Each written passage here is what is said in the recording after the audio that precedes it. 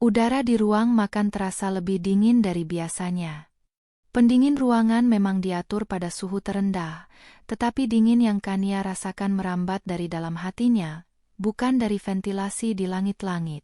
Rumah itu besar, modern, dan mahal. Setiap sudutnya ditata oleh desainer interior ternama, tetapi tidak ada kehangatan di dalamnya. Rasanya seperti tinggal di dalam sebuah majalah furnitur, indah dipandang namun kaku dan tanpa jiwa. Sama seperti pernikahannya dengan Danang. Malam itu, seperti malam-malam lainnya, makan malam adalah sebuah ritual formalitas. Danang duduk di ujung meja, matanya lebih sering tertuju pada layar ponselnya daripada pada istrinya. Di seberang Kania, duduk Ibu Santi, mertuanya. Wanita parubaya itu menatap Kania dengan tatapan yang selalu sama, tatapan yang seolah mengukur dan mendapati Kania serba kekurangan. Di samping Danang, duduk Riana. Secara resmi, ia adalah mitra bisnis Danang. Namun bagi Kania, dan bagi siapapun yang punya mata, posisi Riana jauh lebih dari itu. Riana adalah antitesis dari Kania. Ia selalu tampil sempurna dengan riasan wajah yang presisi, gaun mahal yang membalut tubuhnya dengan pas, dan tawa renyah yang terdengar seperti musik di telinga Ibu Santi. Sementara Kania lebih suka tampil sederhana, dengan rambut yang diikat seadanya dan pakaian yang nyaman. Baginya, rumah adalah tempat untuk beristirahat, bukan panggung peragaan busana. Sebuah prinsip yang selalu dikritik oleh mertuanya.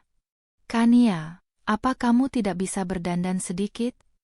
Ucap Ibu Santi malam itu, memecah keheningan yang hanya diisi oleh denting sendok dan garpu. Lihat Riana, selalu segar dan enak dipandang. Danang kan kepala perusahaan, istrinya harus bisa merepresentasikan kesuksesannya. Bukan begitu, Riana, sayang?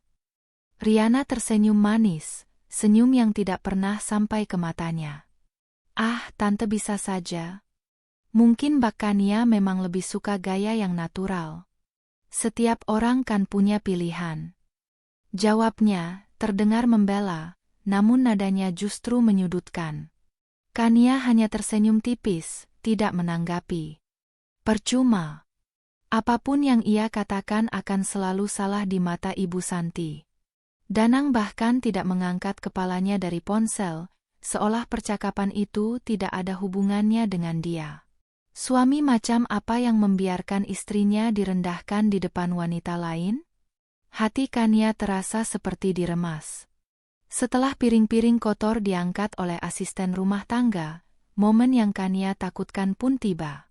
Danang akhirnya meletakkan ponselnya, menatap Kania dengan ekspresi yang dibuat seserius mungkin.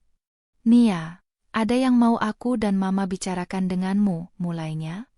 Ibu Santi langsung memperbaiki posisi duduknya, wajahnya berseri-seri penuh antisipasi. Riana mencondongkan tubuhnya sedikit, bibirnya menyunggingkan senyum tipis. Mereka tampak seperti sekawanan pemangsa yang siap menerkam. "Ini tentang warisan dari almarhum papamu," lanjut Danang. Jantung Kania berdebar sedikit lebih kencang. Ia tahu ini akan datang. Sejak sebulan lalu, saat seluruh aset peninggalan orang tuanya berhasil dicairkan dan masuk ke rekening pribadinya, topik ini selalu menjadi hantu di setiap sudut rumah. Jumlahnya sangat besar, cukup untuk hidup mewah 7 turunan tanpa harus bekerja sehari pun. Dan tampaknya, keluarganya yang sekarang ini sudah tidak sabar untuk ikut menikmatinya. "Kami sudah memikirkannya matang-matang," sahut Ibu Santi dengan cepat, mengambil alih pembicaraan. "Uang sebanyak itu tidak baik jika hanya diam di bank. Nilainya akan tergerus inflasi. Harus diputar, dijadikan bisnis yang produktif." "Betul sekali, Tan," Riana menimpali dengan suara lembutnya yang terlatih.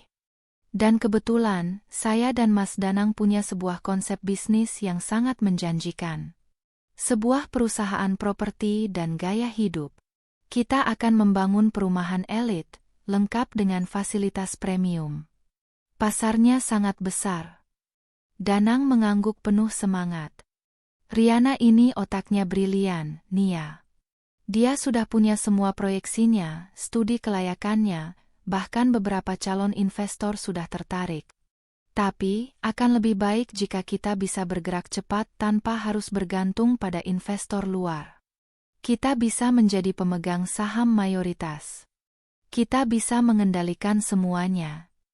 Mereka terus berbicara, silih berganti memaparkan rencana besar itu. Tentang gedung kantor yang akan mereka sewa di pusat bisnis, tentang tim yang akan mereka rekrut, tentang keuntungan miliaran rupiah yang akan mereka raup dalam beberapa tahun pertama. Mereka berbicara dengan begitu berapi-api, menggunakan istilah-istilah bisnis yang rumit seolah Kania adalah anak kecil yang tidak tahu apa-apa.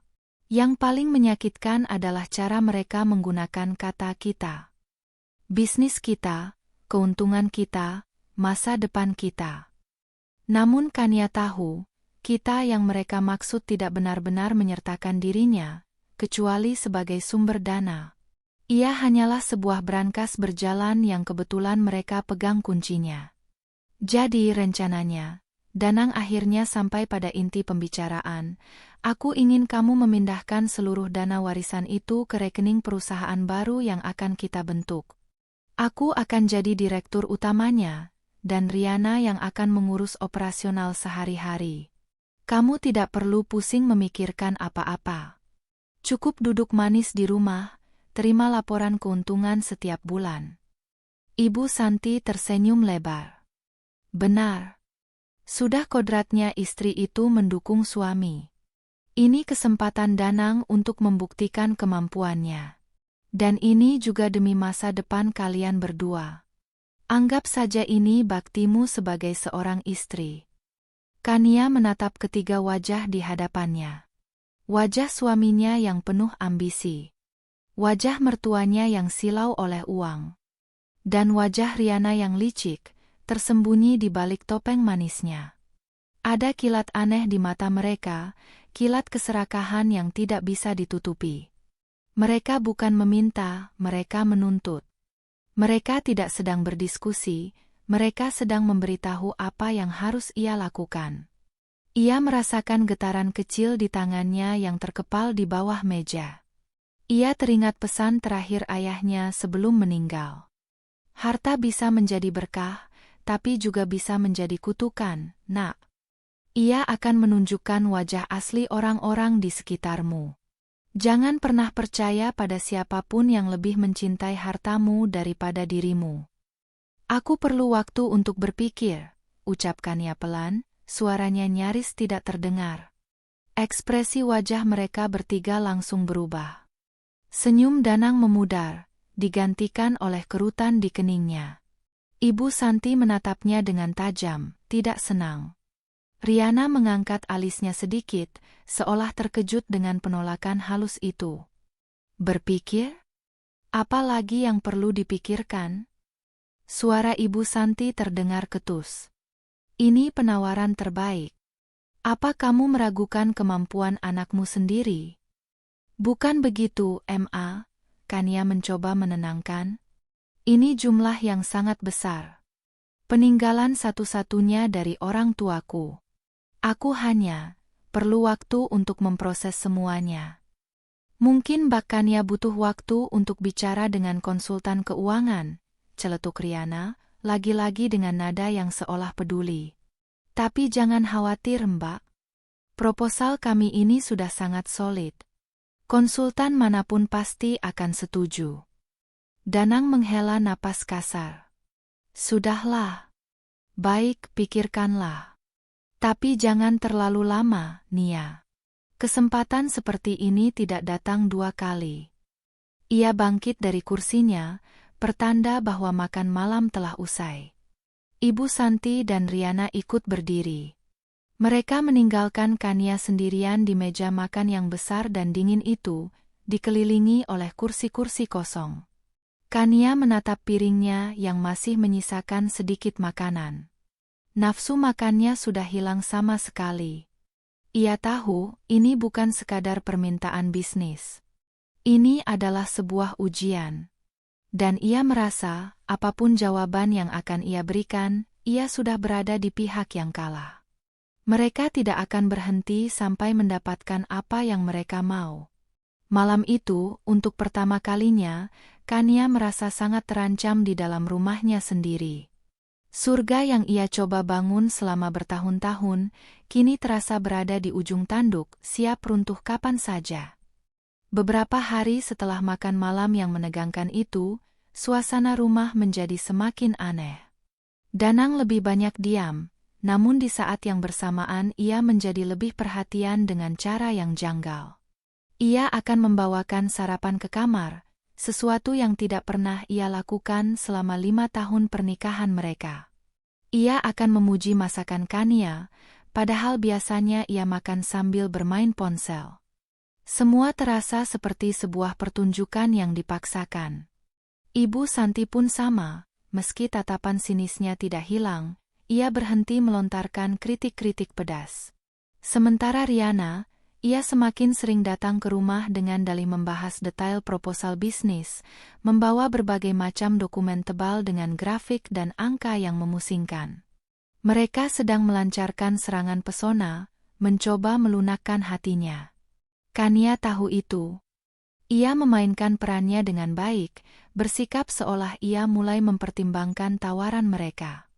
Ia akan bertanya beberapa hal tentang rencana bisnis itu, menunjukkan sedikit ketertarikan, lalu kembali berkata bahwa ia masih butuh waktu.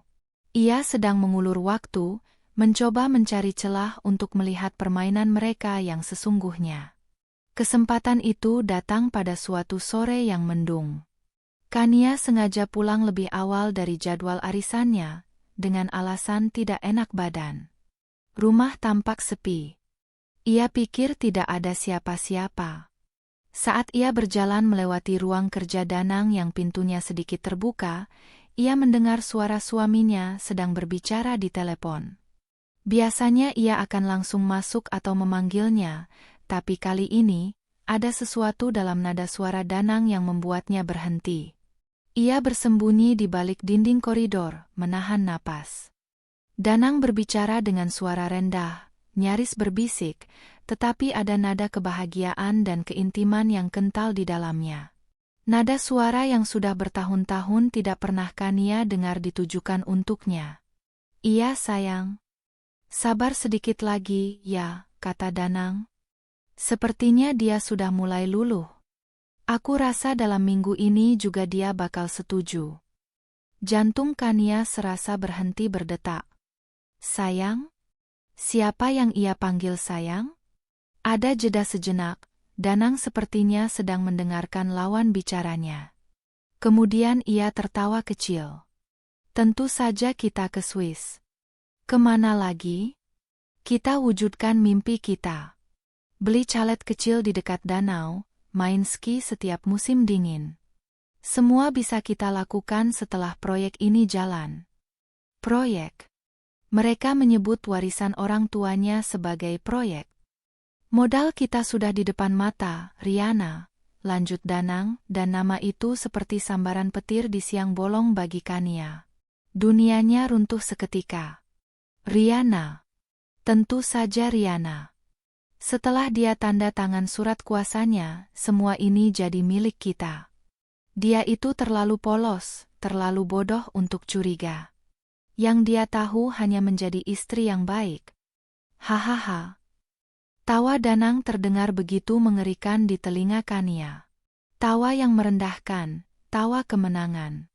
Rasa sakit yang tajam menghantam dadanya, begitu hebat hingga ia sulit bernapas. Pengkhianatan itu begitu nyata, begitu telanjang.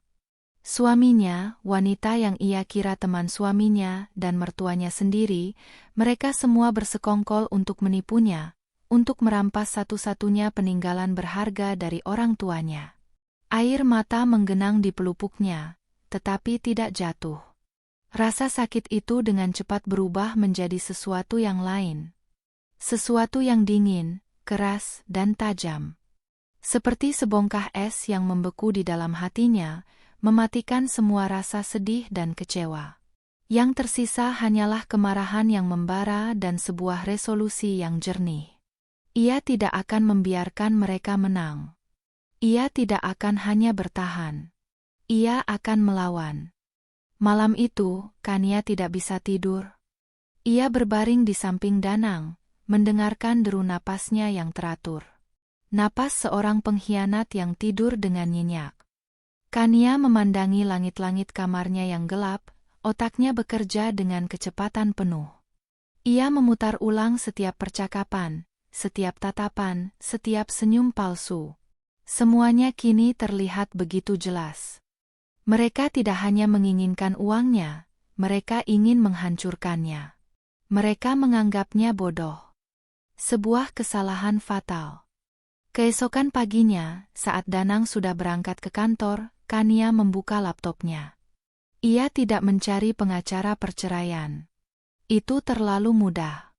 Ia mencari nama lain, nama yang sudah lama tidak ia hubungi. Pak Anwar, pengacara kepercayaan almarhum ayahnya. Seorang pria tua bijaksana yang sudah seperti keluarga sendiri. Ia menekan nomor telepon kantor hukumnya dengan tangan yang mantap. Pertemuan itu dilangsungkan di sebuah kafe kecil yang sepi, jauh dari pusat kota. Kania menceritakan semuanya kepada Pak Anwar. Dari sikap dingin suaminya, tekanan dari mertuanya, kehadiran Riana, hingga percakapan telepon yang ia dengar kemarin. Ia menceritakannya tanpa air mata, dengan suara yang datar dan dingin. Pak Anwar mendengarkan dengan saksama. Wajah tuanya menunjukkan ekspresi prihatin yang tulus. Jadi, kamu ingin kita mengajukan gugatan cerai dengan tuduhan perselingkuhan dan upaya penipuan? Kita bisa membekukan asetmu secepatnya, Nona Kania. Kania menggeleng pelan. Tidak, Pak Anwar. Jika saya melakukan itu, mereka akan tahu saya sudah curiga. Mereka akan berhenti. Danang mungkin akan meminta maaf, bersujud, dan berjanji akan berubah. Lalu saya akan hidup selamanya dengan seorang pengkhianat di sisi saya. Saya tidak mau itu. Pak Anwar menatapnya, bingung. Lalu, apa yang kamu inginkan? Saya ingin memberikan apa yang mereka mau, jawab Kania. Matanya berkilat dengan cahaya yang dingin. Saya ingin mereka mendapatkan warisan itu. Saya ingin mereka menandatangani surat kuasa itu. Saya ingin melihat mereka terbang setinggi mungkin. Lalu? Tanya Pak Anwar, semakin tidak mengerti. Lalu saya akan memotong sayap mereka, Pak. Saya ingin mereka jatuh begitu keras hingga tidak akan pernah bisa bangkit lagi. Saya tidak ingin sekadar bercerai, saya ingin pembalasan. Pak Anwar terdiam sejenak, mengamati wanita muda di hadapannya. Ini bukan Kania kecil yang dulu sering ia lihat bermain di taman. Ini adalah wanita yang telah dikhianati dan kini bangkit dengan kekuatan yang menakutkan. Ia melihat kilat kecerdasan dan ketegasan ayahnya di mata Kania. Baiklah, kata Pak Anwar akhirnya, senyum tipis tersungging di bibirnya. Saya suka rencanamu. Mari kita siapkan jebakan yang paling indah. Selama seminggu berikutnya, Kania dan Pak Anwar bekerja dalam kerahasiaan total.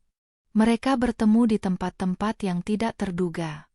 Mereka menghabiskan waktu berjam-jam menyusun sebuah dokumen perjanjian.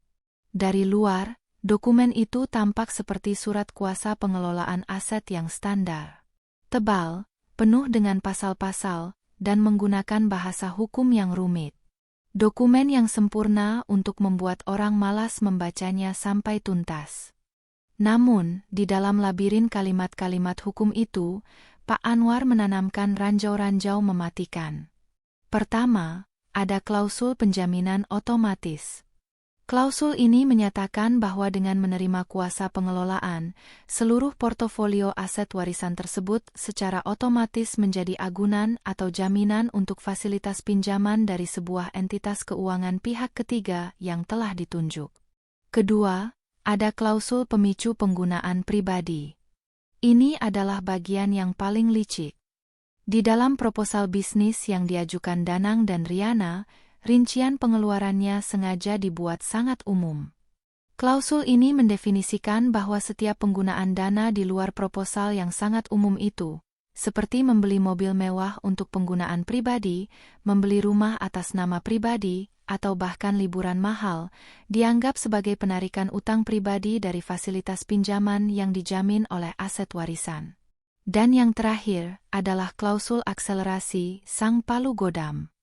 Klausul ini menyatakan bahwa satu kali saja terjadi penarikan utang pribadi seperti yang didefinisikan di atas, maka seluruh nilai pinjaman, yang setara dengan total warisan, ditambah denda penalti sebesar 200%, akan dinyatakan jatuh tempo dan harus dilunasi seketika. Tapi, siapa entitas keuangan pihak ketiga ini? Tanya Kania. Itu bagian terbaiknya, jawab Pak Anwar sambil tersenyum. Kita akan mendirikannya. Sebuah perusahaan cangkang atas namamu, didanai dari sebagian kecil uang tabungan pribadimu yang tidak mereka ketahui. Jadi, saat mereka menggunakan uang warisanmu untuk foya-foya, mereka sebenarnya sedang berutang pada dirimu sendiri, dengan hartamu sendiri sebagai jaminannya. Otak Kania mencerna semua itu. Ini brilian. Ini kejam. Ini sempurna. Mereka akan masuk ke dalam penjara yang mereka bangun sendiri, dengan kunci yang sejak awal sudah ada di tangannya. Setelah semua dokumen siap, Kania mulai berlatih. Di depan cermin, ia melatih ekspresi wajahnya. Ekspresi seorang wanita yang bimbang, lalu pasrah, lalu akhirnya kalah. Ia harus terlihat lemah, sedikit bodoh, dan mudah dimanipulasi. Ia harus menjadi persis seperti apa yang mereka pikirkan tentang dirinya. Malam itu, saat makan malam, Kania meletakkan map tebal berisi dokumen perjanjian itu di atas meja. Aku sudah memikirkannya, katanya dengan suara pelan. Dan aku sudah berkonsultasi dengan pengacara. Ini surat perjanjiannya. Aku setuju. Wajah Danang, Ibu Santi, dan Riana langsung bersinar seperti lampu sorot. Mereka tidak bisa menyembunyikan kebahagiaan mereka.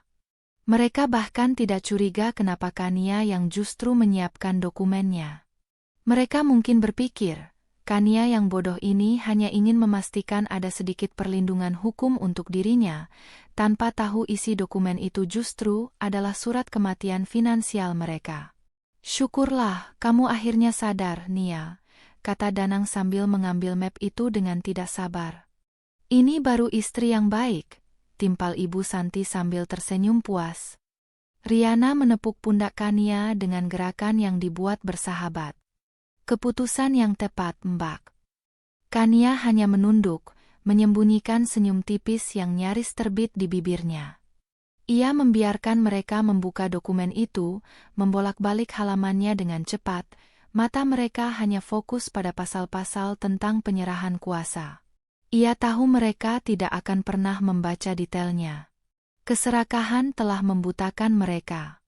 Di atas meja makan yang dingin itu, tinta pengkhianatan akan segera ditorehkan. Namun mereka tidak tahu, tinta itu sudah dicampur dengan racun yang paling mematikan. Racun yang diracik oleh wanita yang mereka remehkan. Hari penandatanganan itu tiba. Langit Jakarta pagi itu cerah, terlalu cerah untuk sebuah hari penghakiman. Danang memutuskan bahwa prosesnya harus dilakukan di kantor notaris kenalannya, agar semuanya terlihat sah dan profesional. Sebuah langkah yang justru sangat disukai oleh Kania dan Pak Anwar, karena itu akan membuat perjanjian tersebut semakin mengikat tanpa celah. Kania memilih pakaiannya dengan hati-hati. Sebuah blus sederhana berwarna krem dan rok panjang berwarna coklat. Warna-warna netral, warna-warna seorang wanita yang pasrah. Ia mengikat rambutnya ke belakang, membiarkan beberapa helai jatuh membingkai wajahnya yang ia rias setipis mungkin, cukup untuk menonjolkan lingkaran hitam di bawah matanya. Ia harus terlihat lelah, tertekan, dan kalah. Sepanjang perjalanan ke kantor notaris, Danang tidak berhenti bicara. Ia mengoceh tentang betapa cerahnya masa depan mereka, tentang bagaimana keputusan Kania ini adalah hal terbaik yang pernah ia lakukan untuk keluarga mereka. Ia bahkan menggenggam tangan Kania, mengelusnya dengan gerakan yang terasa asing dan dingin. Kania hanya diam, sesekali mengangguk, memainkan perannya sebagai istri penurut. Di dalam hatinya, ia merasakan ketenangan yang aneh. Ketenangan seorang pemburu yang melihat mangsanya berjalan lurus menuju perangkap. Ibu Santi dan Riana sudah menunggu di lobi kantor notaris. Mereka berdua tampak luar biasa. Ibu Santi memakai setelan batik sutra yang mewah, sementara Riana mengenakan gaun kerja berwarna merah menyala yang menarik perhatian semua orang. Mereka tampak seperti dua pemenang yang siap menerima piala. "Akhirnya kalian datang," sapa Ibu Santi, senyumnya begitu lebar. "Kami sudah tidak sabar." Ruangan notaris itu berbau seperti kertas tua dan ambisi. Dindingnya dipenuhi rak-rak kayu tinggi berisi bundel-bundel dokumen tebal. Notaris yang menyambut mereka adalah seorang pria parubaya berkacamata tebal, rekanan Pak Anwar yang sudah diberi pengarahan penuh. Ia akan bertindak sebagai penengah yang netral dan profesional, memastikan semua prosedur terlihat wajar. Dokumen perjanjian itu sudah tergeletak rapi di atas meja mahoni yang besar dan mengkilap. Dua salinan, tebal dan mengintimidasi. "Selamat pagi Bapak, Ibu," sapa sang notaris dengan ramah. "Sebelum kita mulai, sesuai prosedur, saya akan membacakan poin-poin terpenting dari surat kuasa pengelolaan aset ini." Danang mengibaskan tangannya dengan tidak sabar. "Tidak perlu, Pak. Kami sudah membacanya semalam. Kami sudah paham isinya. Kami hanya ingin segera menyelesaikannya." Kania menahan napas sejenak. "Kalian sudah membacanya." Sebuah kebohongan yang indah. Ia tahu Danang hanya membaca halaman pertama dan terakhir, bagian tentang penyerahan kuasa dan kolom tanda tangan. "Tapi Mas," sela Kania dengan suara pelan dan ragu, persis seperti yang sudah ia latih. "Ini kan uang yang sangat besar. Peninggalan orang tuaku. Apa tidak sebaiknya kita dengarkan penjelasannya lagi? Biar aku juga lebih tenang." Riana tersenyum merendahkan. "Mbak Kania, tidak perlu khawatir. Saya sudah memeriksa semua pasalnya tadi malam. Ini dokumen standar, kok. Hanya bahasa hukumnya saja yang membuatnya terlihat rumit. Intinya, Mbak memberikan kuasa pada Mas Danang untuk mengelola uangnya demi kebaikan bersama. Benar kan, Pak Notaris?" Tanyanya sambil menatap sang notaris, seolah menguji. Sang notaris mengangguk. "Secara garis besar, betul, Bu Riana. Dokumen ini mengatur tentang pengalihan wewenang pengelolaan aset dari Ibu Kania kepada Bapak Danang." Ia dengan sengaja hanya menjelaskan permukaan dari dokumen tersebut, tidak menyinggung detail-detail tersembunyi yang mematikan. Danang menatap Kania dengan tatapan yang seolah berkata, "Lihat kan? Jangan jadi bodoh. Sudah, Nia. Jangan memperlambat proses. Ayo kita tanda tangan." Mereka duduk mengelilingi meja. Sang notaris menyodorkan dokumen dan sebuah pulpen mahal ke hadapan Kania terlebih dahulu. Semua mata tertuju padanya. Ia bisa merasakan tatapan tajam Ibu Santi, tatapan tidak sabar Danang, dan senyum tipis Riana yang penuh kemenangan. Kania mengambil pulpen itu. Tangannya ia buat sedikit gemetar. Ia menatap lembaran kertas di hadapannya, kertas yang akan menjadi senjata pembalasannya. Ia menarik napas panjang, lalu membubuhkan tanda tangannya di atas meterai. Goresan tinta itu terasa begitu berat, begitu final. Ia baru saja menyerahkan seluruh warisan orang tuanya ke tangan para serigala. Begitu pulpen terangkat dari kertas, suasana di ruangan itu langsung berubah. Ketegangan mencair, digantikan oleh kelegaan yang luar biasa dari pihak Danang. Danang menandatangani bagiannya dengan cepat dan penuh percaya diri. Kemudian para saksi, termasuk sang notaris. Semuanya selesai. Selamat, seru Ibu Santi sambil bertepuk tangan pelan. Ia langsung memeluk Danang, lalu mencium pipi Riana. Kania hanya dipandangnya sekilas. Danang menjabat tangan notaris dengan erat. Terima kasih banyak, Pak. Mereka berjalan keluar dari kantor notaris itu, seperti sepasukan yang baru saja memenangkan perang. Danang merangkul bahu Kania, sebuah gestur yang terasa hampa. Kamu sudah melakukan hal yang benar, Nia. Aku janji, kamu tidak akan menyesal. Oh, aku tidak akan menyesal, batin Kania. Tapi kalian semua yang akan menyesalinya. Malamnya, mereka mengadakan perayaan di sebuah restoran paling mewah di kota. Danang memesan ruang pribadi, memesan sampanye paling mahal, dan memesan semua hidangan andalan restoran itu. Ini bukan lagi perayaan, ini adalah pameran kemenangan. Untuk bisnis baru kita, kata Danang sambil mengangkat gelas sampanyenya. Untuk masa depan yang cemerlang. Untuk masa depan, sahut Ibu Santi dan Riana serempak. Kania hanya mengangkat gelasnya sedikit, tidak ikut bersulang. Ia beralasan tidak minum alkohol. Sepanjang makan malam, ia hanya menjadi pendengar. Ia mendengarkan mereka merencanakan hal-hal besar. Danang ingin segera membeli mobil sport baru. Riana sudah punya daftar desainer interior untuk kantor baru mereka. Ibu Santi sibuk membuat daftar teman-teman sosialitanya yang akan ia undang ke pesta peresmian perusahaan nanti. Mereka berbicara seolah Kania tidak ada di sana. Mereka tertawa, bernostalgia tentang masa-masa sulit yang kini sudah berakhir. Mereka memuji kecerdasan Riana dan keberanian Danang. Mereka adalah pahlawan dalam cerita yang mereka karang sendiri. Kita harus segera membeli rumah baru yang lebih besar, celetuk Ibu Santi. Rumah yang sekarang ini terlalu sederhana untuk status kita nanti. Yang ada kolam renangnya di kawasan elit. Sudah ada beberapa yang aku incar, Tan, jawab Riana cepat. Nanti kita survei bersama. Kania merasakan mual di perutnya. Mereka bahkan belum memulai bisnisnya, tapi sudah sibuk merencanakan bagaimana cara menghabiskan uangnya untuk kepentingan pribadi mereka. Setiap kata yang mereka ucapkan adalah paku yang mereka tancapkan sendiri di peti mati finansial mereka. Klausul pemicu penggunaan pribadi itu kini aktif. Mesin penghancur sudah mulai berputar. Aku sepertinya tidak enak badan, kata Kania pelan di tengah keriuhan itu. Kepalaku pusing. Aku pulang duluan ya. Danang menatapnya sekilas, sedikit terganggu karena pestanya diinterupsi. Oh ya sudah. Kamu pulang saja naik taksi. Aku masih ada beberapa hal yang harus dibicarakan dengan Riana dan Mama. Tidak ada tawaran untuk mengantar, tidak ada pertanyaan lebih lanjut tentang kondisinya. Ia sudah tidak lagi penting.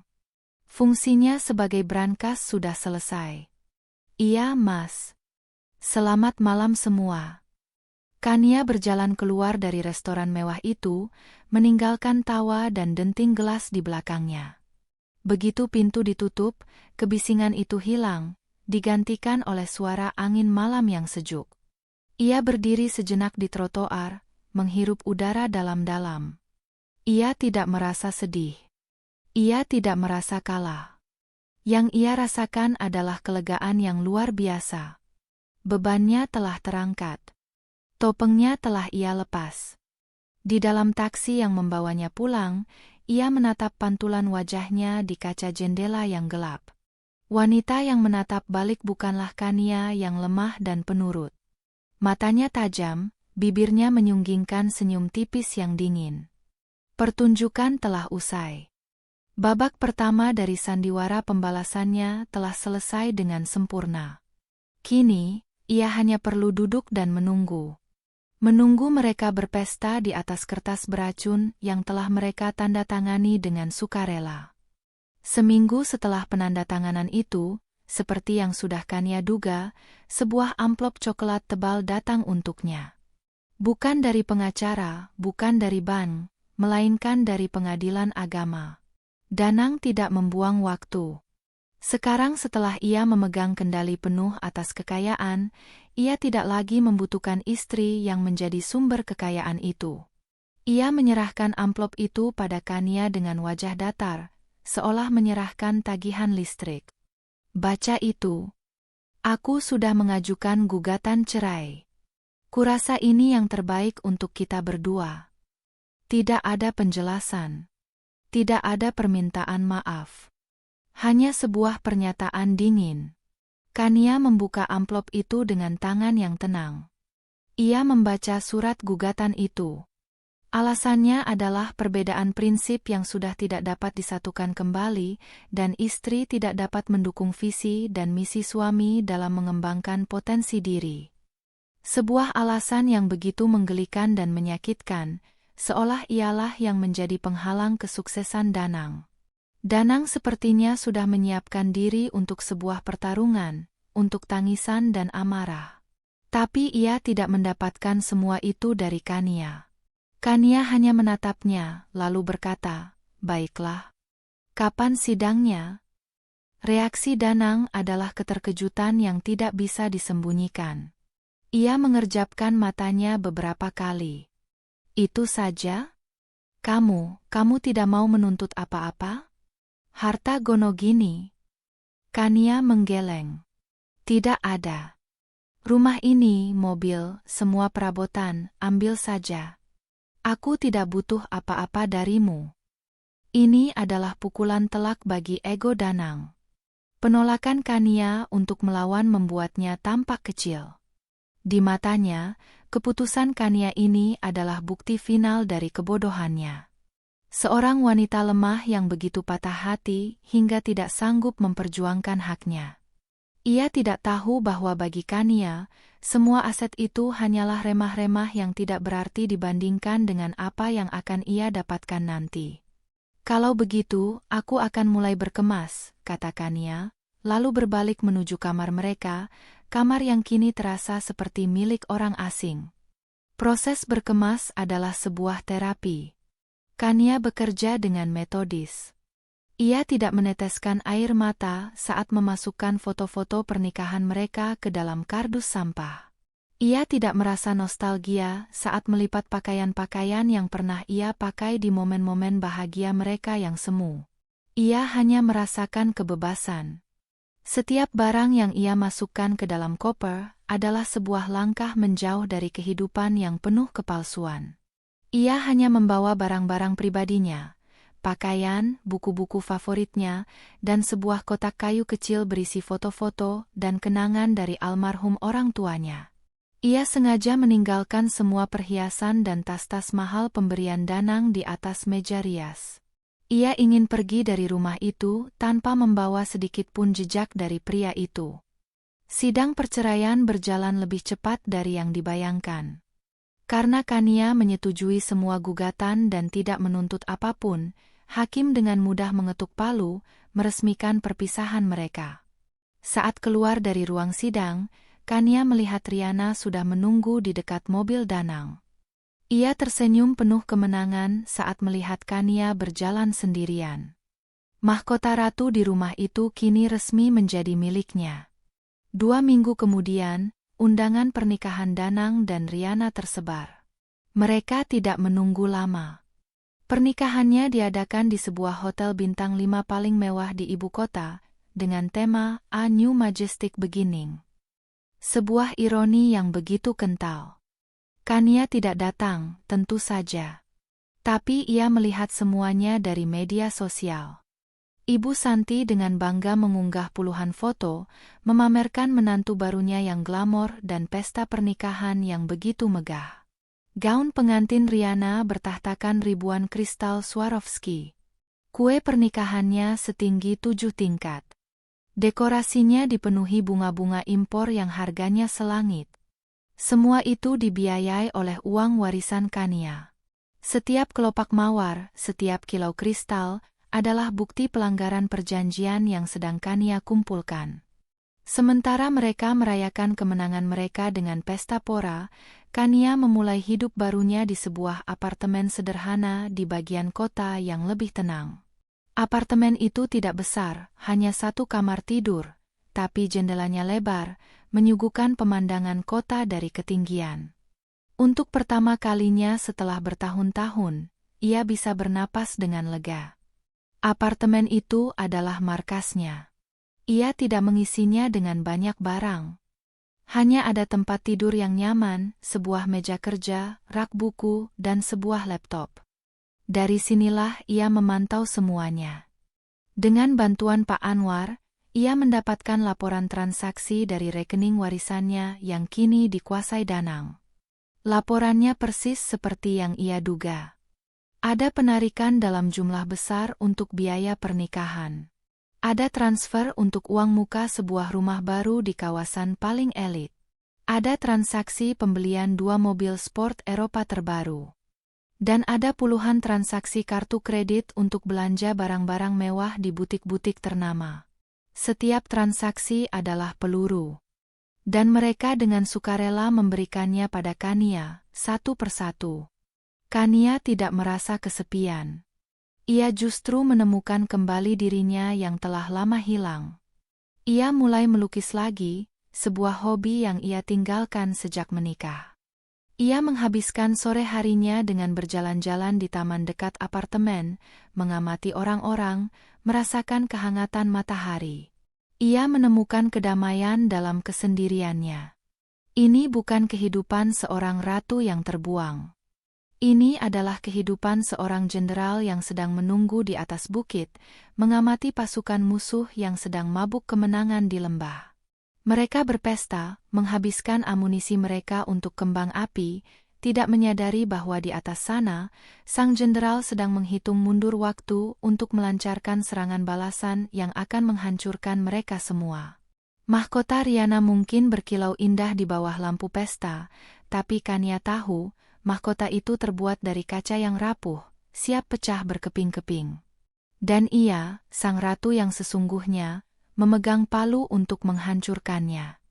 Bulan-bulan pertama setelah perceraian dan pernikahan baru Danang adalah sebuah parade kemewahan tanpa henti.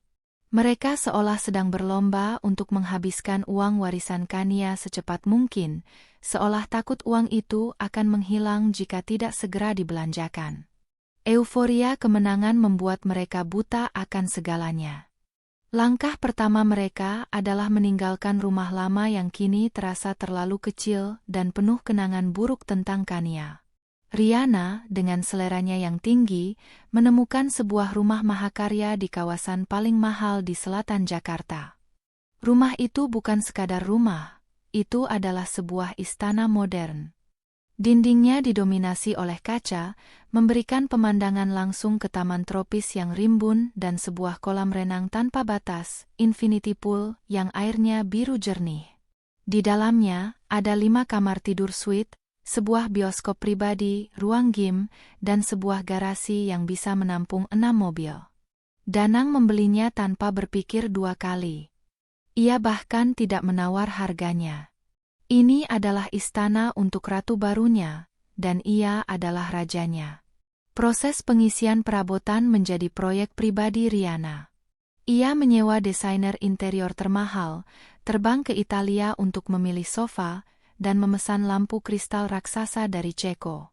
Lemari pakaian di kamar utama mereka lebih besar dari seluruh apartemen Kania. Riana mengisinya dengan barisan tas Hermes, sepatu Louboutin, dan gaun-gaun dari desainer papan atas dunia. Setiap hari adalah sesi peragaan busana.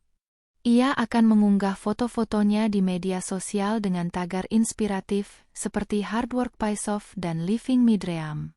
Orang-orang yang tidak tahu cerita sebenarnya membanjirinya dengan pujian, menyebutnya sebagai ikon wanita sukses. Danang pun tidak mau kalah. Ia menukar mobil sedannya dengan sebuah Ferrari merah dan sebuah Porsche Cayenne untuk mobil harian. Ia bergabung dengan klub golf dan cerutu paling eksklusif, tempat para konglomerat berkumpul.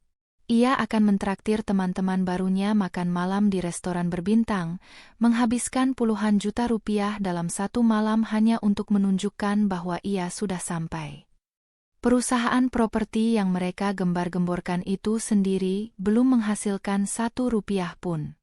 Kantornya memang sudah ada, megah dan mewah, tapi para staf lebih sering melihat bos mereka pergi bermain golf daripada bekerja. Ibu Santi adalah orang yang paling menikmati perubahan status ini.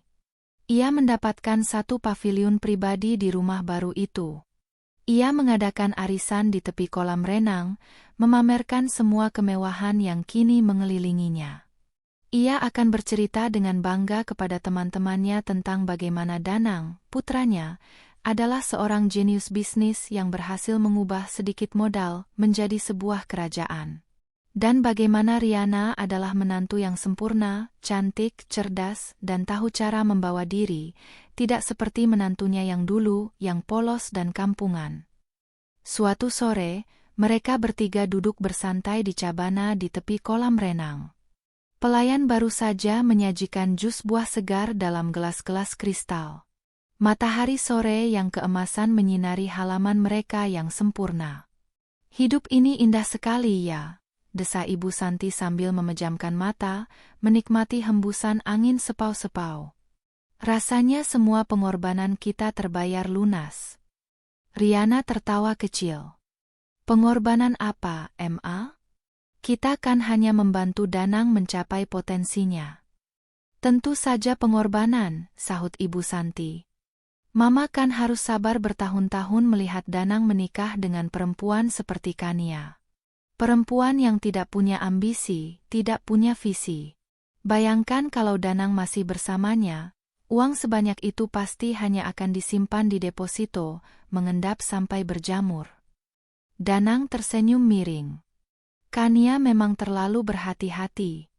Dia tidak punya nyali untuk mengambil risiko. Makanya hidupnya begitu-begitu saja." "Bukan hati-hati, Mas. Tapi bodoh," koreksi Riana sambil menyesap jusnya.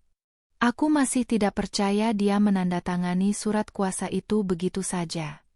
Dan saat cerai, dia tidak menuntut apa-apa. Benar-benar perempuan aneh. Dia menyerahkan kunci menuju surga begitu saja."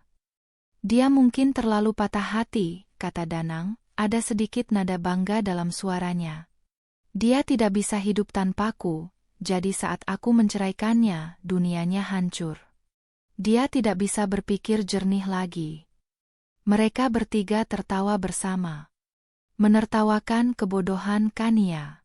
Menertawakan kepasrahan wanita itu. Mereka begitu yakin bahwa mereka telah menang mutlak. Mereka telah mengalahkan Kania dalam permainannya. Mereka merasa superior, cerdas, dan berhak atas semua ini. Mereka tidak pernah sekalipun berpikir bahwa mungkin, hanya mungkin, Kania sengaja membiarkan mereka menang. Bagi mereka, kemungkinan itu terlalu absurd, terlalu di luar nalar. Orang seperti Kania tidak mungkin bisa sepintar itu. Sementara itu, ratusan kilometer jauhnya, di dalam apartemennya yang sunyi, Kania sedang duduk di depan laptopnya. Layar laptopnya menampilkan sebuah program spreadsheet yang ia rancang khusus. Di sana, tercatat rapi setiap pengeluaran yang dilakukan Danang dan Riana. Pembelian rumah, 50 miliar rupiah. Mobil Ferrari, 8 miliar rupiah. Tas Hermes Birkin, 400 juta rupiah. Biaya pesta pernikahan, 3 miliar rupiah. Di samping setiap entry, ada sebuah kolom bertuliskan status. Dan untuk semua transaksi itu, Kania mengetik kata yang sama, pelanggaran. Ia tidak merasakan amarah saat melihat semua itu. Ia hanya merasakan dinginnya kepastian. Setiap rupiah yang mereka hamburkan untuk kemewahan pribadi adalah paku yang semakin dalam menancap di peti mati mereka. Mereka sedang menari dengan gembira di atas panggung, tidak menyadari bahwa Kania sedang berada di bawah panggung, perlahan-lahan menggergaji tiang-tiang penyangganya. Euforia mereka adalah euforia orang yang berdiri di atas pasir hisap. Mereka merasa kokoh, mereka merasa berada di puncak dunia, padahal setiap gerakan, setiap tawa, setiap pesta, justru membuat mereka tenggelam semakin dalam. Kania hanya perlu menunggu. Menunggu sampai pasir itu menelan mereka hingga sebatas leher. Saat itulah ia akan menunjukkan dirinya. Ia menutup laptopnya, lalu berjalan menuju kanvas di sudut ruangan. Ia mengambil kuasnya, mencelupkannya ke cat berwarna biru tua, dan mulai melukis. Ia melukis sebuah lautan yang tenang di bawah langit malam yang gelap. Di kejauhan, ada sebuah mercusuar yang cahayanya redup. Gambaran dari perasaannya saat ini. Tenang, sabar, dan menunggu fajar pembalasan tiba. 6 bulan berlalu dalam kabut kemewahan. Istana kaca milik Danang dan Riana telah menjadi pusat perhatian kalangan atas Jakarta. Pesta-pesta mereka selalu menjadi buah bibir. Namun, sehalus apapun sebuah pertunjukan, cepat atau lambat akan ada kesalahan teknis. Dan retakan pertama di dunia sempurna mereka muncul di tempat yang paling tidak terduga. Riana sedang berada di sebuah butik adibusana di mall paling elit.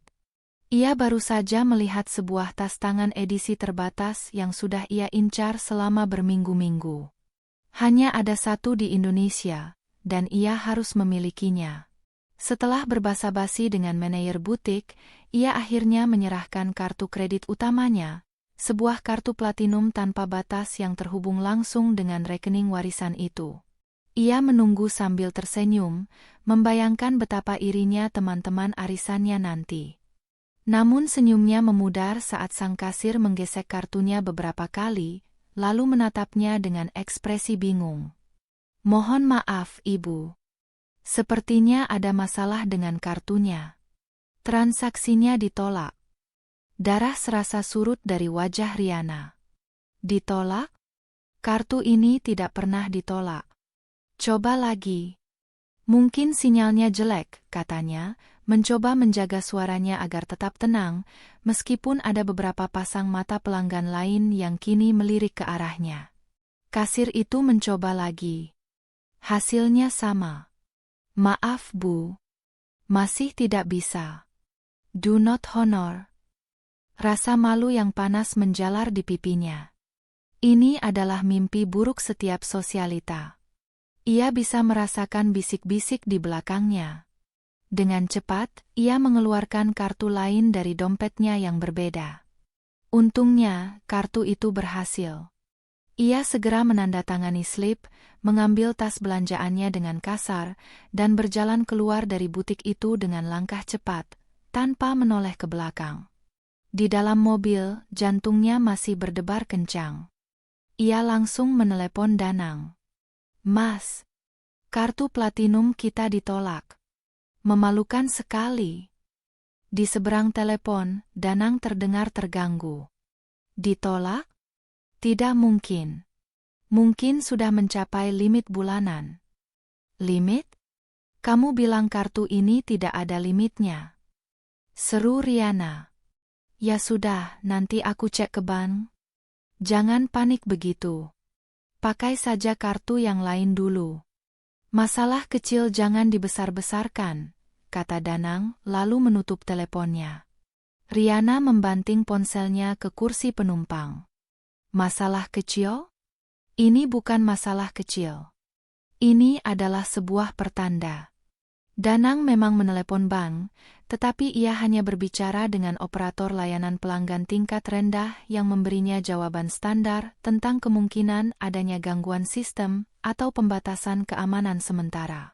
Danang, yang terlalu sombong untuk mengakui bahwa ia tidak benar-benar mengerti seluk-beluk perbankan tingkat tinggi, menerima penjelasan itu begitu saja. Ia meyakinkan Riana bahwa semuanya sudah beres. Namun, beberapa minggu kemudian, masalah kedua datang dalam bentuk sebuah surat resmi dengan kop sebuah lembaga keuangan yang namanya terdengar asing. PT Sentosa Agung Lestari. Surat itu ditujukan kepada Danang selaku penerima kuasa. Isinya hanya beberapa paragraf, tetapi kalimatnya begitu padat dengan jargon hukum yang membuat kepala pusing. Surat itu merujuk pada beberapa pasal dan ayat dalam perjanjian kuasa yang pernah mereka tanda tangani, terkait penyesuaian syarat dan ketentuan penjaminan aset. Danang membacanya 3 kali dan tetap tidak mengerti intinya. "Ini surat apa sih?" tanyanya pada Riana sambil menyerahkan surat itu. Riana membacanya dengan kening berkerut. Ia juga tidak paham. "Sepertinya hanya pemberitahuan administrasi biasa, Mas. Tentang perusahaan penjamin atau apalah itu. Biasa kan, kalau investasi besar suka banyak surat-surat begini." "Buang saja kalau begitu." "Tidak penting," putus Danang. Mereka berdua, dalam arogansi mereka, menganggap ketidakpahaman mereka sebagai bukti bahwa surat itu tidak relevan. Mereka tidak tahu bahwa PT Sentosa Agung Lestari adalah perusahaan cangkang milik Kania, dan surat itu adalah peringatan pertama yang sengaja dibuat membingungkan. Benih keraguan mulai tumbuh, meskipun mereka berusaha keras untuk menyangkalnya. Puncaknya terjadi saat Danang hendak melakukan pembayaran tahap pertama untuk sebidang tanah yang rencananya akan menjadi proyek perumahan perdana mereka. Ini adalah transaksi bisnis pertama yang benar-benar akan mereka lakukan. Ia melakukan transfer melalui internet banking, sejumlah 20 miliar rupiah. Beberapa jam kemudian, ia mendapat telepon dari pihak penjual tanah. "Pak Danang, mohon maaf. Kami baru saja mengecek rekening, dananya belum masuk." "Belum masuk? Tidak mungkin. Saya sudah transfer tadi pagi." "Coba dicek lagi," kata Danang, mulai merasa kesal. "Sudah kami cek berulang kali, Pak. Bahkan kami sudah konfirmasi ke bank kami. Tidak ada dana masuk dari perusahaan Bapak." Jantung Danang mulai berdebar tidak enak. Ia segera membuka laptopnya dan memeriksa status transaksinya. Di sana tertulis dengan jelas, "Transaksi gagal, dana tidak mencukupi." Dana tidak mencukupi? Bagaimana mungkin? Ia tahu persis sisa uang di rekening itu masih ratusan miliar. Keringat dingin mulai membasahi pelipisnya. Ia mencoba melakukan transfer lagi dengan jumlah yang lebih kecil, 5 miliar. Gagal. 1 miliar. Gagal. Kepala Danang terasa berputar. Ada yang sangat tidak beres. Ia mencoba menenangkan pihak penjual, berjanji akan segera menyelesaikan masalahnya. Setelah menutup telepon, ia menatap layar laptopnya dengan tatapan nanar. Angka saldo yang tertera di sana memang masih fantastis, tetapi entah kenapa ia tidak bisa mengaksesnya. Seolah uang itu ada di balik sebuah dinding kaca yang tebal. Bisa ia lihat, tapi tidak bisa ia sentuh. Malam itu, untuk pertama kalinya, tidak ada tawa di meja makan istana mereka. Danang hanya diam, wajahnya tegang. Riana bisa merasakan ada masalah serius, tapi ia takut untuk bertanya. Bahkan Ibu Santi, yang biasanya paling cerewet, bisa merasakan atmosfer yang berat. "Danang, kamu kenapa? Sakit?" tanya Ibu Santi. Danang membanting sendoknya ke piring. "Diam, Ma. Aku sedang pusing." Bentaknya, sebuah hal yang belum pernah ia lakukan sebelumnya. Ibu Santi terkejut dan langsung terdiam. Riana menatap suaminya dengan cemas. Benih keraguan yang tadinya hanya sekecil debu, kini telah tumbuh menjadi sebuah tunas yang dingin dan berduri, mencengkeram hati mereka. Mereka mulai sadar, pasir hisap di bawah kaki mereka mulai menarik dengan kekuatan yang lebih besar. Euforia itu perlahan menguap, digantikan oleh kabut ketakutan yang samar. Mereka belum tahu apa yang salah, tapi mereka tahu ada sesuatu yang sangat-sangat salah. Kekacauan di Prayogo Konstruksi dan di butik Vania adalah badai yang diciptakan Kirana di kejauhan. Kini, ia bersiap melancarkan serangan petir yang akan menyambar langsung ke jantung mereka, ke tempat di mana lukanya terlahir. Bali. Tanah dewata itu harus direbut kembali, bukan sebagai tempat liburan, melainkan sebagai panggung penghakiman. Peluang itu datang dari laporan terbaru Pak Surya. Di antara informasi-informasi lain, terselip sebuah detail yang menarik. Villa mewah di Uluwatu tempat keluarga Prayogo menginap saat itu ternyata bukan milik mereka. Mereka hanya menyewa, namun Pak Prayogo sudah terlanjur jatuh cinta pada properti itu. Villa dengan pemandangan laut lepas tersebut dianggapnya sebagai simbol pencapaian tertinggi keluarga. Pak Surya menemukan bahwa Pak Prayogo telah mengajukan penawaran serius untuk membeli villa itu, dan negosiasinya sudah memasuki tahap akhir. Mereka hanya tinggal menunggu waktu untuk menandatangani akta jual beli. Membaca itu, sesuatu di dalam diri Kirana bergejolak. Bayangan mereka, Dimas, Fania, dan seluruh keluarganya, tertawa dan bersulang di teras villa itu kembali menghantuinya. Ia tidak bisa membiarkan tempat yang menjadi saksi bisu pengkhianatan terbesar dalam hidupnya menjadi monumen kemenangan mereka. Tempat itu harus menjadi miliknya. Itu bukan lagi soal investasi, ini adalah soal reklamasi jiwa. Ia akan merebut kembali tanah yang telah dinodai oleh jejak kaki mereka. Tanpa menunda waktu, Kirana menghubungi Pak Benny. Rencananya terdengar gila, tapi Pak Benny, yang sudah melihat keteguhan di mata Kirana, hanya mengangguk dan mulai bekerja. Ia tahu ini lebih dari sekadar transaksi properti. Kita harus bergerak cepat, Kirana. Penawaran seperti ini biasanya melibatkan banyak pihak, kata Pak Benny di telepon. Lakukan apa saja yang perlu, Pak. Saya tidak peduli berapa harganya. Tawarkan lebih tinggi. Pembayaran tunai di muka, jawab Kirana tegas. Uang warisan orang tuanya kini terasa seperti pasukan yang siap ia kerahkan untuk berperang. Pak Benny, melalui sebuah perusahaan cangkang yang sengaja didirikan untuk transaksi ini, menghubungi pemilik villa, seorang ekspatriat tua asal Prancis. Ia menyampaikan penawaran baru yang jauh lebih menggiurkan, 20% di atas harga penawaran Pak Prayogo, dan seluruhnya akan dibayarkan tunai dalam waktu 3 kali 24 jam.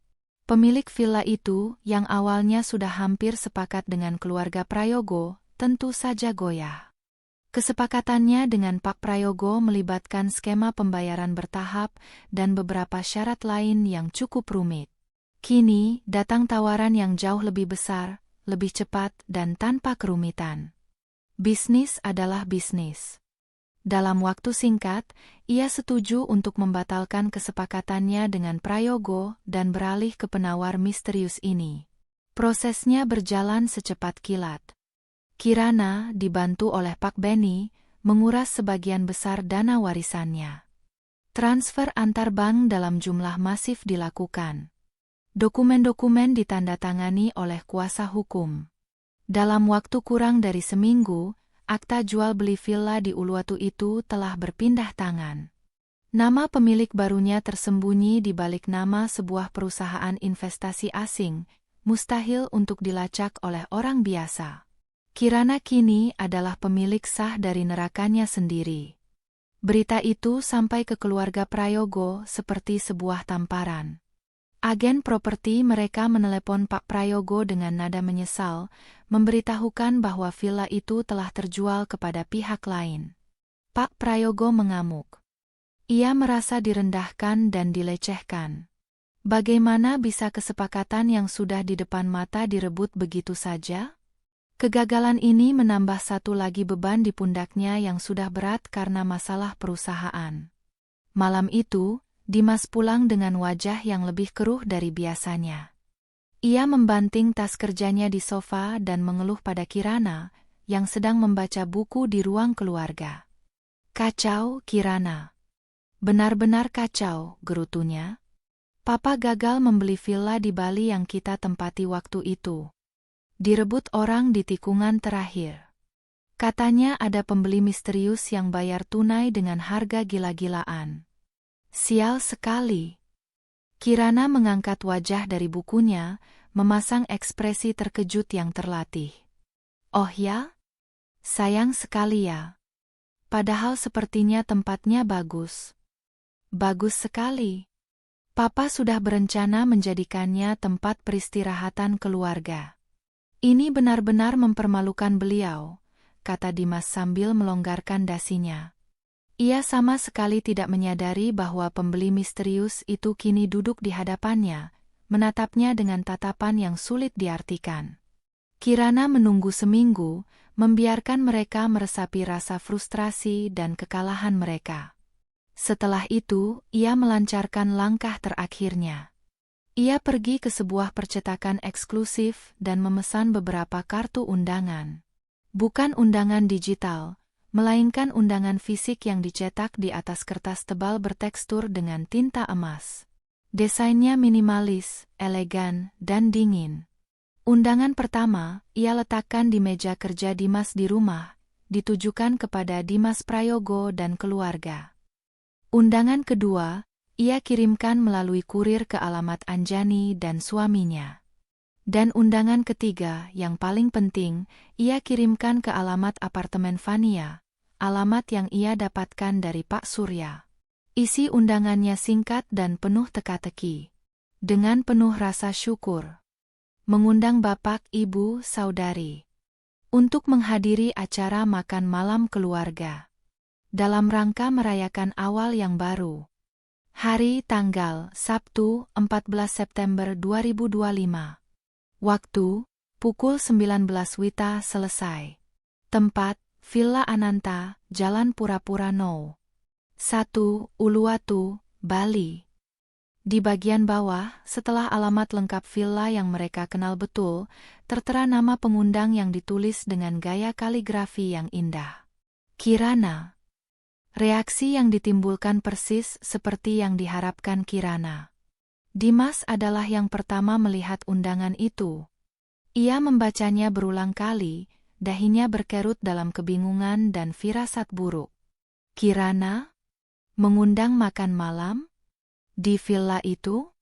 Villa yang baru saja gagal dibeli ayahnya? Bagaimana mungkin? Ia mencoba bertanya pada Kirana, tapi Kirana hanya tersenyum misterius. Datang saja, Mas. Anggap saja ini kejutan. Di tempat lain, Anjani dan suaminya juga kebingungan. Sementara di apartemennya, Fania menatap undangan itu dengan perasaan campur aduk. Di tengah bisnisnya yang hancur dan hubungannya yang tegang dengan Dimas, undangan dari istri sah kekasihnya ini terasa seperti sebuah anomali. Apakah ini jebakan? Atau mungkin, sebuah cara aneh dari Dimas untuk memperkenalkan dirinya secara resmi pada keluarga? Secercah harapan bodoh menyelinap di hatinya. Mereka semua terjebak dalam ketidaktahuan. Rasa penasaran, curiga, dan sedikit ketakutan memaksa mereka untuk menerima undangan itu. Mereka harus tahu apa yang sebenarnya terjadi. Kirana telah melemparkan umpannya. Ia telah memanggil semua pemain utama ke atas panggung yang telah ia siapkan.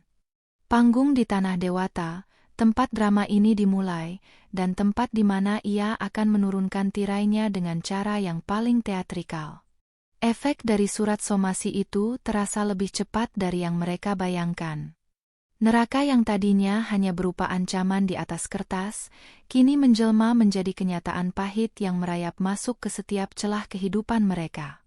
Keesokan paginya, Riana mencoba memesan makanan melalui aplikasi online karena tidak ada lagi yang mau memasak di rumah itu. Transaksinya gagal. Ia mencoba kartu debit, gagal. Kartu kredit, gagal. Semua akses keuangannya seolah diputus dalam semalam. Danang mencoba menarik uang tunai di ATM terdekat, namun mesin itu hanya mengeluarkan kartu ATM-nya kembali dengan pesan, transaksi tidak dapat diproses di layar. Mereka benar-benar terisolasi. Saldo ratusan miliar yang masih tertera di layar internet banking mereka hanyalah angka-angka hampa, sebuah fatamorgana kekayaan yang tidak bisa mereka sentuh. Mereka terperangkap di dalam istana mereka sendiri, tanpa uang sepeser pun. Kehancuran yang sesungguhnya datang pada sore hari. 2 buah truk derek besar berhenti tepat di depan gerbang megah mereka, diikuti oleh sebuah mobil berisi 4 orang pria berbadan tegap. Mereka adalah tim eksekusi dari perusahaan leasing yang bertindak atas perintah firma hukum Anwar Rekan. Kami datang untuk mengambil 2 unit mobil, Ferrari dan Porsche, atas nama Bapak Danang Aditama, kata pemimpin tim itu dengan tegas kepada satpam yang kebingungan. Danang dan Riana berlari keluar saat mendengar keributan. Hei, apa-apaan ini? Kalian tidak bisa melakukan ini, teriak Danang. Pemimpin tim itu hanya menunjukkan selembar surat perintah penyitaan yang sah. Semua sudah sesuai prosedur, Pak. Aset ini telah dibekukan dan dalam proses penyitaan. Riana mencoba menghalangi. Ini mobil kami. Kami membelinya dengan uang kami sendiri. Menurut surat ini, ibu membelinya dengan dana yang statusnya adalah utang wan prestasi. Mohon kerjasamanya, atau kami akan memanggil pihak berwajib, jawab pria itu dengan dingin. Tidak ada yang bisa mereka lakukan. Di bawah tatapan para tetangga yang mulai berkerumun dan berbisik-bisik, kedua mobil mewah kebanggaan mereka diseret paksa keluar dari garasi dan dinaikkan ke atas truk derek. Suara mesin truk yang meraung-raung terdengar seperti tawa mengejek. Riana jatuh terduduk di jalan masuk garasi, menangis histeris. Ini adalah penghinaan publik yang luar biasa. Citranya sebagai sosialita sukses hancur berkeping-keping dalam sekejap. Berita menyebar lebih cepat dari api. Teman-teman yang tadinya selalu berebut untuk duduk di sebelah Danang di klub malam, kini tidak menjawab teleponnya. Grup arisan Ibu Santi tiba-tiba menjadi sunyi senyap setiap kali ia mencoba mengirim pesan. Akun media sosial Riana, yang biasanya dipenuhi pujian, kini mulai dibanjiri pertanyaan dan komentar sinis dari akun-akun anonim. Katanya sukses, kok mobilnya ditarik leasing? Pamer terus sih, kena karma kan? Mereka terkurung di dalam rumah itu selama 3 hari. Tidak ada uang, tidak ada teman, tidak ada harapan. Suasana di dalam rumah terasa seperti di medan perang dingin. Tidak ada lagi teriakan. Hanya ada keheningan yang berat dan saling tatap penuh kebencian. Mereka makan mie instan sisa di dapur, makanan orang miskin yang dulu selalu mereka hina. Di hari keempat, pertarungan terakhir pun meledak. Dipicu oleh hal sepele, Ibu Santi mengeluh karena tidak bisa menonton sinetron favoritnya karena langganan TV kabel mereka diputus. Ini semua gara-gara perempuan ular itu. Jerit Ibu Santi sambil menunjuk Riana yang sedang duduk meringkuk di sofa. Sebelum ada kamu, hidup kami tidak pernah seperti ini. Kamu itu pembawa sial. Kamu yang meracuni pikiran anakku dengan gaya hidup mewahmu. Riana, yang sudah berada di batas kesabarannya, bangkit berdiri. Wajahnya basah oleh air mata, tapi matanya menyala karena amarah. Mama jangan munafik. Mama yang paling menikmati semua ini. Mama yang paling suka pamer ke teman-teman arisan. Aku hanya memberikan apa yang kalian semua inginkan. Kamu yang meyakinkan aku untuk menceraikan Kania. Sela Danang, suaranya parau. Kamu bilang dia penghalang. Kamu bilang dia bodoh. Dan kamu percaya begitu saja? Balas Riana. Tawanya terdengar sumbang. Kamu yang suami, Mas. Kamu pemimpinnya. Tapi kamu terlalu lemah untuk berpikir sendiri. Kamu hanya mengikuti apa kata Mama dan apa kataku. Kamu menandatangani surat itu tanpa membacanya. Itu bukan salahku, itu kebodohanmu. Cukup. Teriak Danang, wajahnya memerah. Kalian berdua yang terus menekan aku. Setiap hari. Beli ini, beli itu. Seolah aku ini mesin uang. Kalian pikir aku senang? Mereka bertiga berdiri di tengah ruang keluarga mereka yang luas dan kosong, saling melemparkan racun. Semua topeng telah lepas. Tidak ada lagi keluarga bahagia, yang ada hanyalah 3 orang serakah yang kapalnya sedang karam dan kini berebut sekoci. Di tengah hiruk-pikuk pertengkaran itu, Riana tiba-tiba terdiam. Matanya membelalak, seolah baru saja tersadar dari mimpi buruk. Sebuah pemikiran yang mengerikan namun sangat logis merayap masuk ke otaknya. Jebakan yang begitu sempurna. Perjanjian yang begitu licik. Perusahaan cangkang yang tidak bisa dilacak. Firma hukum yang begitu kuat dan tidak mau bernegosiasi. Semua ini terlalu rapi, terlalu terencana untuk sebuah kebetulan. Ini adalah sebuah desain. Sebuah mahakarya pembalasan dendam. Hanya ada satu orang yang punya motif. Hanya ada satu orang yang mereka semua remehkan. Hanya ada satu orang yang mereka anggap bodoh. Kania, bisik Riana.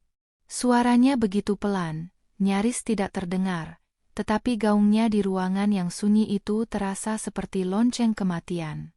Danang dan Ibu Santi berhenti berteriak. Mereka menatap Riana, lalu saling berpandangan. Nama itu. Nama wanita yang sudah mereka buang dan lupakan. Nama sang ratu yang mereka kira telah mereka gulingkan dari tahtanya. Kesadaran itu menghantam mereka seperti gelombang tsunami. Mereka tidak sedang melawan firma hukum atau perusahaan misterius. Mereka sedang melawan Kania. Dan mereka sudah kalah telak bahkan sebelum perang dimulai.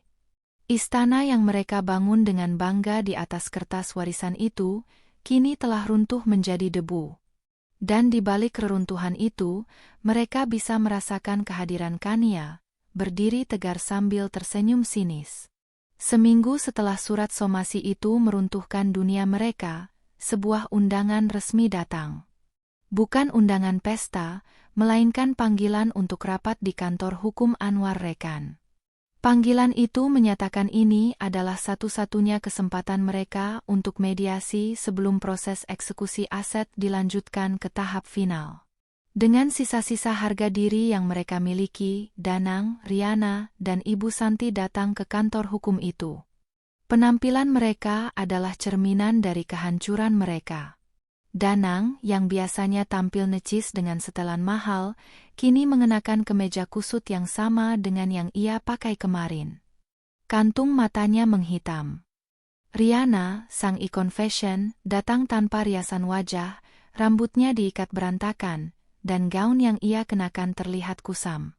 Ibu Santi, sang matriark yang angkuh, kini berjalan tertunduk, wajahnya sembab karena terus-menerus menangis. Mereka diantar ke sebuah ruang rapat di lantai tertinggi gedung itu. Ruangan itu dingin, minimalis, dengan sebuah meja kayu panjang di tengahnya. Di salah satu sisi, jendela kaca raksasa menyuguhkan pemandangan gedung-gedung pencakar langit Jakarta. Pemandangan yang dulu melambangkan ambisi mereka, kini terasa mengejek kemiskinan mereka. Pak Anwar sudah duduk di ujung meja. Ia menatap mereka dengan ekspresi netral yang sulit dibaca. "Silakan duduk," katanya. Mereka duduk dengan canggung. Tidak ada minuman yang ditawarkan. Tidak ada basa-basi. Suasana terasa tegang dan berat. Mereka menunggu, tidak tahu apa yang harus diharapkan. Mungkin mereka akan bertemu dengan perwakilan PT Sentosa Agung Lestari. Mungkin mereka bisa memohon keringanan, cicilan, atau pengampunan. 10 menit berlalu dalam keheningan yang menyiksa. Setiap detik terasa seperti 1 jam. Lalu, pintu di belakang Pak Anwar terbuka. Dan Kania masuk. Jika mereka mengharapkan melihat seorang wanita yang hancur atau seorang pemenang yang sombong, mereka salah besar. Kania yang masuk ke ruangan itu adalah versi dirinya yang belum pernah mereka lihat sebelumnya. Ia mengenakan setelan celana panjang berwarna putih gading yang dipotong sempurna, menonjolkan siluetnya yang ramping. Rambutnya yang panjang digerai rapi, riasan wajahnya tipis namun memancarkan kesegaran. Ia tidak memakai banyak perhiasan, hanya sepasang anting mutiara sederhana dan jam tangan elegan di pergelangan tangannya. Ia berjalan dengan langkah yang tenang dan penuh percaya diri. Auranya memancarkan kekuatan dan kontrol. Saat ia duduk di kursi di samping Pak Anwar, tepat di seberang mereka, ketiganya merasa seperti terdakwa di hadapan Hakim Agung. "Kania!" desis Danang, suaranya nyaris tidak terdengar. Kania menatap mereka satu persatu. Tatapannya tidak mengandung amarah atau kebencian. Tatapannya dingin, jernih, dan menusuk, seolah bisa melihat langsung ke dalam jiwa mereka yang busuk. "Terima kasih sudah datang," kata Kania, suaranya datar dan tenang. Ibu Santi yang pertama kali pecah. Ia mulai terisak. "Nia, nak, maafkan Mama salah, tolong jangan buat kami seperti ini." Danang mencondongkan tubuhnya ke depan, wajahnya memelas. "Nia, aku tahu aku salah besar. Aku hilaf. Tapi tolonglah, ingat semua tahun-tahun yang pernah kita lewati bersama. Kita pernah jadi keluarga. Apa tidak ada sedikit pun belas kasihan di hatimu?" Riana hanya diam, menatap Kania dengan campuran antara kebencian dan, untuk pertama kalinya, rasa hormat yang enggan. Ia tahu permohonan tidak akan ada gunanya. Mereka sedang berhadapan dengan sang arsitek dari kehancuran mereka. Kania mendengarkan semua permohonan itu tanpa mengubah ekspresinya. Setelah mereka selesai, ia menatap Danang lekat-lekat. "Keluarga?" tanyanya, kata itu terdengar asing di mulutnya. Apakah keluarga adalah saat seorang suami di telepon menyebut istrinya, terlalu bodoh untuk curiga sambil merencanakan masa depan dengan wanita lain? Wajah Danang langsung pucat pasi. Apakah keluarga adalah saat seorang mertua terus-menerus merendahkan menantunya, membandingkannya dengan wanita simpanan anaknya, hanya karena menantunya tidak cukup kaya atau glamor untuk dipamerkan? Lanjut Kania, kini menatap Ibu Santi yang langsung bungkam. "Dan kau?" Kania beralih ke Riana. "Kau datang sebagai teman, tapi kau adalah ular yang menyelinap masuk ke dalam rumah. Kau memanipulasi suamiku, berkomplot dengan mertuaku, dan menertawakan aku di belakangku. Kau bukan sekadar merebut suamiku, kau ingin merampas segalanya dariku." Kania bersandar di kursinya. "Kalian bertanya tentang belas kasihan? Di mana belas kasihan kalian saat kalian dengan serakah menandatangani surat itu tanpa membacanya? Di mana belas kasihan kalian saat kalian menceraikan aku dan menikah seminggu kemudian, menggelar pesta mewah dengan uang hasil pengkhianatan kalian? Kalian tidak menunjukkan belas kasihan sedikit pun. Kalian hanya menunjukkan keserakahan." Ia berhenti sejenak, membiarkan kata-katanya meresap. "Kalian pikir aku bodoh? Itu adalah kesalahan terbesar kalian. Kalian pikir aku tidak tahu apa-apa saat aku mendengar percakapan teleponmu malam itu, Danang? Hatiku memang hancur, tapi hanya sesaat. Setelah itu, aku memutuskan untuk tidak menjadi korban. Aku memutuskan untuk menjadi pemburu. Jadi, PT Sentosa Agung Lestari itu," bisik Riana, sudah menebak jawabannya. "Itu perusahaanku," jawab Kania tegas. "Setiap rupiah yang kalian hamburkan untuk rumah mewah, mobil sport, tas mahal, liburan, semuanya tercatat rapi sebagai utang pribadi kalian kepadaku. Kalian melanggar perjanjian itu sejak hari pertama. Aku tidak menjebak kalian." Kania mencondongkan tubuhnya sedikit, tatapannya menajam. "Aku hanya memberikan kalian sebuah panggung dan lampu sorot. Kalian sendiri yang menari di atasnya sampai panggung itu rubuh. Aku memberi kalian kesempatan untuk membangun sebuah bisnis yang nyata. Tapi kalian tidak tertarik pada kerja keras. Kalian hanya tertarik pada hasilnya. Kalian ingin kaya secara instan. Dan lihatlah hasilnya sekarang." Kehancuran total terpancar di wajah mereka. Bukan hanya karena kehilangan harta, tapi karena kesadaran bahwa mereka telah dipermainkan dengan begitu telak oleh orang yang paling mereka remehkan. Ego mereka hancur berkeping-keping. Pak Anwar kemudian mendorong sebuah dokumen baru ke tengah meja. "Ini adalah surat perjanjian penyelesaian," katanya. "Opsi kalian sederhana.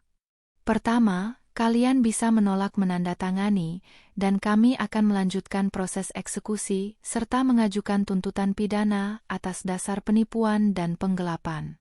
Kalian akan menghabiskan bertahun-tahun di penjara. Ia berhenti sejenak. Opsi kedua, kalian menandatangani ini. Kalian menyerahkan semua sisa aset yang kalian miliki, meskipun kami tahu sudah tidak ada lagi, dan kalian setuju untuk masuk ke dalam program pembayaran utang jangka panjang untuk melunasi sisa denda yang belum tertutupi oleh aset sitaan. Kalian akan hidup dalam kemiskinan untuk waktu yang sangat lama, tapi kalian tidak akan dipenjara. Danang, Riana, dan Ibu Santi menatap dokumen itu seolah itu adalah seekor ular berbisa. Pilihan antara neraka dan neraka yang lain. Pilih, kata Kania dingin. Aku tidak punya banyak waktu. Mereka tahu mereka tidak punya pilihan. Satu persatu, dengan tangan gemetar, mereka mengambil pulpen dan menandatangani surat penyerahan nasib mereka. Mereka baru saja secara resmi menjual sisa hidup mereka untuk membayar kebodohan dan keserakahan mereka sendiri. Setelah tanda tangan terakhir dibubuhkan, Kania bangkit berdiri. Ia tidak menatap mereka lagi.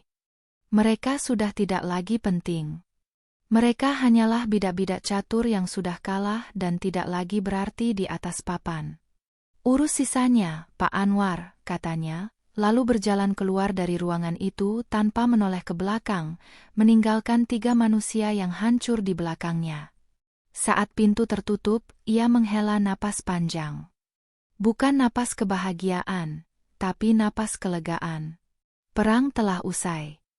Dan sang ratu telah mengambil kembali kerajaannya. Kejatuhan keluarga Aditama tidak lagi menjadi rahasia. Setelah berita penyitaan aset mereka tersebar luas, semua ilusi kekayaan dan kesuksesan yang telah mereka bangun runtuh seperti istana pasir yang diterjang ombak. Mereka harus meninggalkan istana kaca mereka di Pondok Indah dalam waktu 24 jam. Para petugas sita hanya mengizinkan mereka membawa pakaian dan barang-barang pribadi yang paling mendasar. Semua perabotan mewah, lukisan, perangkat elektronik, bahkan peralatan dapur, semuanya disegel. Tanpa uang dan tanpa tempat tujuan, satu-satunya pilihan mereka adalah kembali ke rumah lama peninggalan orang tua Danang. Sebuah rumah di pinggiran kota yang selama ini mereka sewakan. Rumah itu kecil, pengap, dan cat dindingnya sudah mengelupas di beberapa tempat. Kontras yang begitu menyakitkan dengan kemewahan yang baru saja mereka tinggalkan. Hidup baru mereka adalah neraka di bumi. Danang, dengan reputasi yang hancur dan catatan utang yang mengerikan, tidak bisa lagi mendapatkan pekerjaan kantoran. Tidak ada perusahaan yang mau mempekerjakannya. Untuk bertahan hidup, ia terpaksa bekerja sebagai supir taksi online, menghabiskan belasan jam sehari di jalanan Jakarta yang panas dan macet, hanya untuk mendapatkan beberapa ratus ribu rupiah yang sebagian besar harus ia setorkan untuk membayar utang kepada Kania. Pria yang dulu mengendarai Ferrari, kini harus berdebat dengan penumpang soal tarif argo.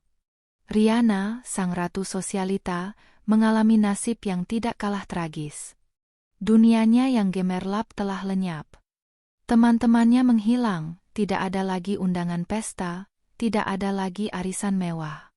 Ia mencoba mencari pekerjaan, tapi ia tidak punya keahlian apa-apa selain berdandan dan berbelanja. Kecantikannya yang dulu menjadi aset, kini memudar dengan cepat di bawah tekanan stres dan kekurangan gizi. Ia dan Danang terus-menerus bertengkar, saling menyalahkan atas nasib buruk mereka di dalam rumah sempit yang panas itu. Pernikahan yang dibangun di atas fondasi keserakahan tidak akan pernah bisa bertahan di tengah kemiskinan. Ibu Santi adalah yang paling menderita secara mental. Ia kehilangan segalanya, status sosial, kehormatan, dan kebanggaan. Ia tidak berani keluar rumah karena malu bertemu tetangga. Teman-teman lamanya tidak lagi mau mengangkat teleponnya. Ia menghabiskan hari-harinya di dalam rumah, meratapi nasibnya, dan seringkali melampiaskan frustrasinya pada Danang dan Riana, menciptakan lingkaran setan pertengkaran yang tidak ada habisnya. Sementara itu, di belahan kota yang lain, Kania sedang membangun kembali hidupnya. Ia tidak kembali ke rumah lamanya. Ia membeli sebuah penthouse yang indah dengan pemandangan kota, namun tidak berlebihan. Rumah itu ia isi dengan perabotan yang nyaman dan penuh cita rasa seni, bukan barang-barang pamer yang mencolok. Dengan seluruh aset warisannya kembali ke tangannya, ditambah dengan aset-aset hasil sitaan, ia kini menjadi lebih kaya dari sebelumnya. Tapi ia tidak menghamburkannya. Pelajaran dari kehancuran Danang dan Riana terlalu berharga untuk dilupakan. Ia menginvestasikan sebagian besar uangnya dengan bijak, dibantu oleh Pak Anwar. Ia mengubah salah satu ruangan di penthouse-nya menjadi sebuah studio lukis yang menghadap ke jendela besar. Ia kembali menekuni hasratnya yang telah lama terkubur. Lukisan-lukisannya, yang dulu penuh dengan warna-warna sendu, kini meledak dalam warna-warna cerah dan sapuan kuas yang penuh energi. Ia juga mendirikan sebuah yayasan atas nama kedua orang tuanya, sebuah yayasan yang memberikan beasiswa bagi anak-anak kurang mampu yang berbakat di bidang seni. Ia menemukan kebahagiaan bukan dari memiliki, tapi dari memberi. Ia menemukan tujuan hidup yang jauh lebih besar daripada sekadar menjadi istri seseorang. Ia tidak lagi didefinisikan oleh status pernikahannya, ia mendefinisikan dirinya sendiri. Suatu sore, Kania sedang duduk di balkonnya, menikmati secangkir teh sambil membaca buku. Angin sepau-sepau meniup rambutnya. Ia merasa damai, sebuah perasaan yang sudah lama tidak ia rasakan. Ponselnya bergetar di atas meja. Sebuah notifikasi muncul di layar. Notifikasi dari aplikasi perbankan. Transaksi berhasil. Rp1.500.000 telah dikreditkan ke rekening Anda dari Danang Aditama, Riana Anindita. Itu adalah cicilan pertama dari utang seumur hidup mereka. Jumlah yang begitu kecil, begitu menyedihkan jika dibandingkan dengan gunung utang yang harus mereka bayar. Jumlah itu bahkan tidak cukup untuk membeli sebuah syal sutra yang dulu sering Riana pakai. Kania menatap notifikasi itu selama beberapa saat. Ia membayangkan mereka berdua bekerja keras sepanjang bulan, bertengkar, dan mengumpulkan uang receh demi receh, hanya untuk bisa membayar cicilan ini.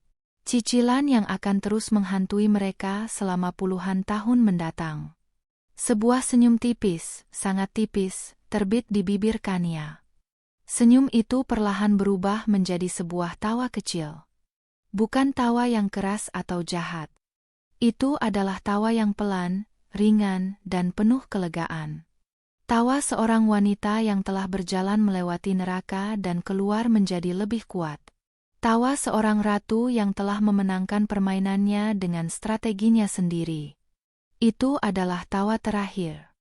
Dan rasanya begitu manis.